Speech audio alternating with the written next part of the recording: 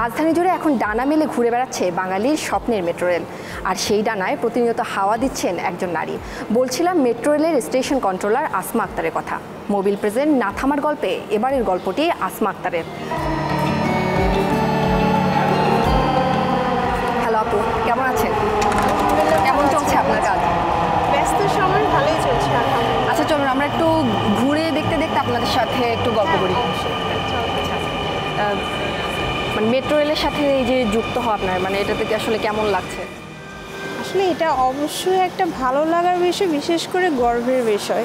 বাঙালির স্বপ্নযাত্রার সাথে আপনি যুক্ত হলেন, আসলে প্রথম দিনের অনুভূতিটা আমি জানতে চাচ্ছি। যখন জয়েন করি আমি মেট্রো রেলে ডিএমটিসিএল কর্তৃক ফার্স্ট ফিমেল হিসেবে জয়েন করি। আমি তোমার এই চলার পথকে সচল রাখতে সাথে আছে মোবিল।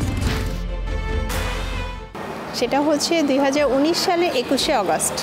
36 জন আমরা একসাথে জয়েন করেছিলাম, তার মধ্যে একজন ফিমেল ছিলাম আমি। তো এর সাথে যুদ্ধটা অনেক বেশি ছিল, কারণ এতগুলো মেলের সাথে একজন ফিমেল চলা, ট্রেনিং করা। এনএপিটিতে national academy for planning development, ওখানে আমরা 2 মাসে ট্রেনিং করেছিলাম। 35 জন মেলের সাথে আমি একা ফিমেল, আমি তাদের সাথে একই পায়ে আমি হেঁটেছি। রেলওয়ে ট্রেনিং করেছিলাম, সেটা হচ্ছে চিটাগাং হালি শহরে ট্রেনিং করেছিলাম। সেখানেও একাই স্ট্রাগল করতে হয়েছে।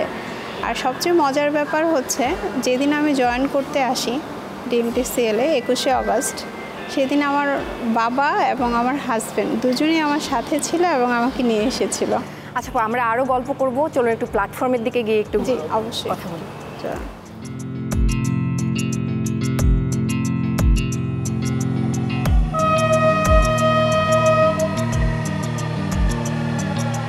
আপু, আপনি বলছিলেন যে প্রধানমন্ত্রীর উদ্বোধন করা প্রথম মেট্রো রেলটি আপনি চালিয়েছিলেন।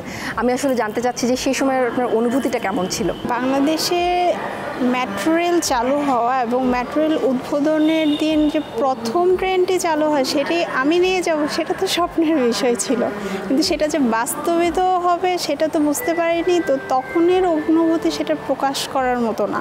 নারী হিসেবে কিন্তু এটা একটি দারুণ চ্যালেঞ্জিং একটি বিষয়। নারী মানে যুদ্ধ করতে হয়, সেটা সংসার হোক বাহির হোক।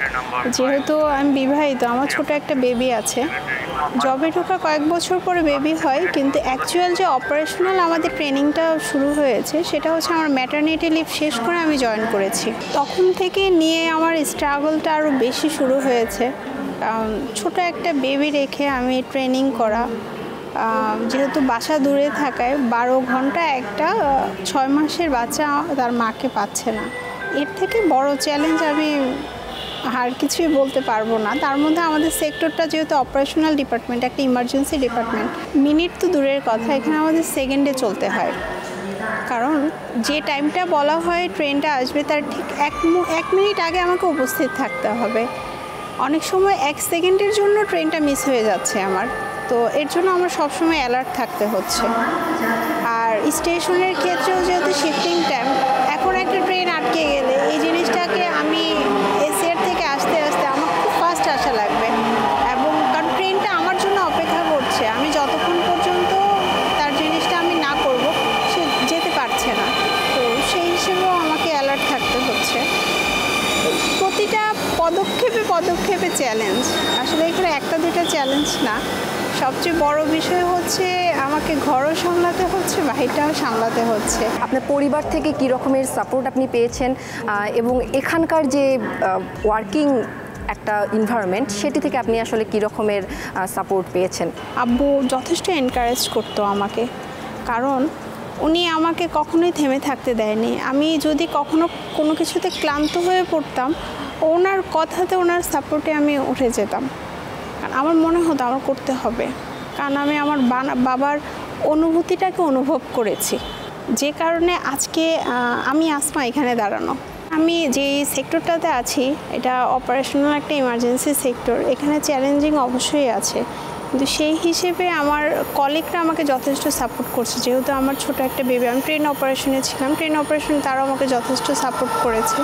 এখন স্টেশনে আছি, স্টেশনে তারাও আমাকে যথেষ্ট সাপোর্ট করছে।